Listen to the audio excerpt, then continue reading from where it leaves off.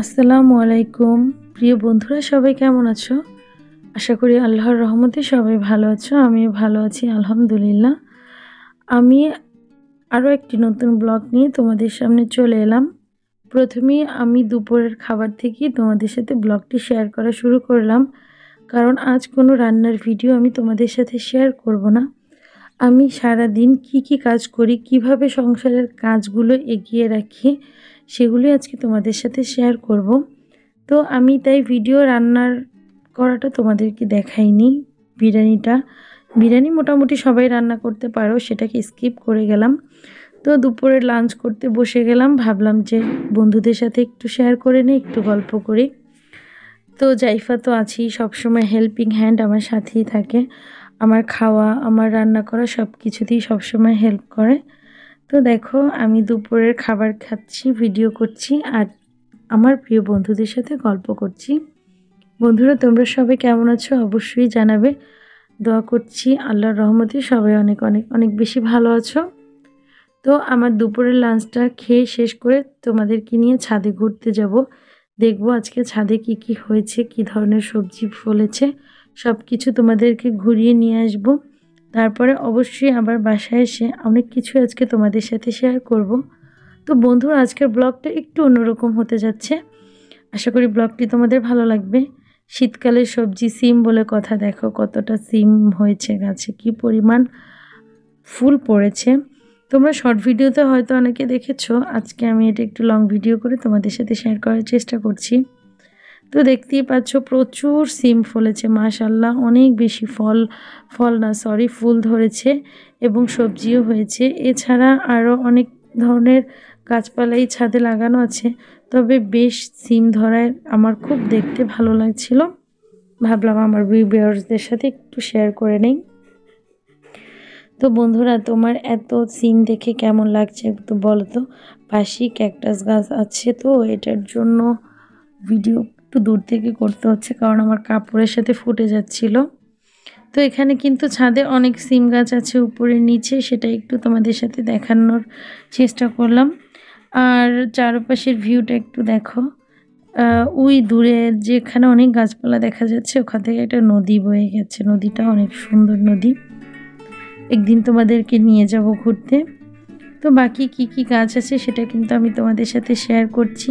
শীতকালে দেখেছি বাজারে এই যে পুঁই শাকের যে ফলটা, এটাকে খেতে, এটা নাকি মানুষ রান্না করে খায়। আমি কিন্তু কখনোই খাইনি, মানে পুঁই ফল রান্না। আমি এরকম একটা আপুর ভিডিও দেখেছি, কিন্তু আমি কিন্তু এটা খাইনি কোনোদিনও। আমি কেন, আমার ফ্যামিলির কেউ খায়নি, হয়তো এর জন্য আমারও খাওয়া হয়নি।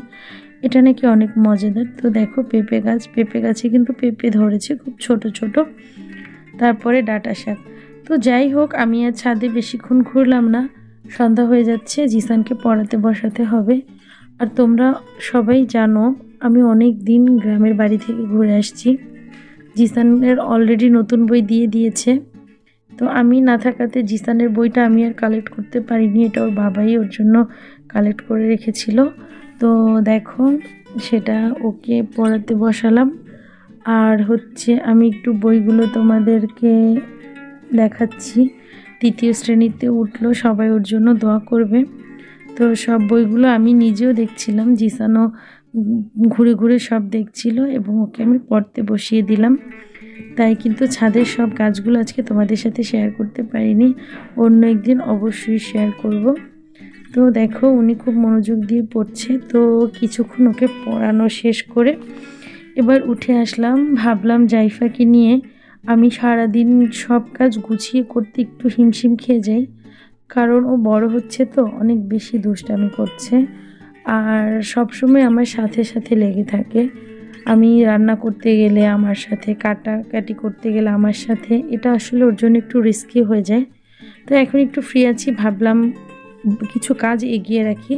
তো সকালে বাজার আনা ছিল, আমি সুন্দর করে ধনেপাতাগুলো কেটে পরিষ্কার করে পানি ঝারিয়ে একটা বক্সের মধ্যে করে রেখে দিলাম, যাতে করে রান্নার সময় আমি এটা দিতে আমার খুব বেশি অসুবিধা না হয়।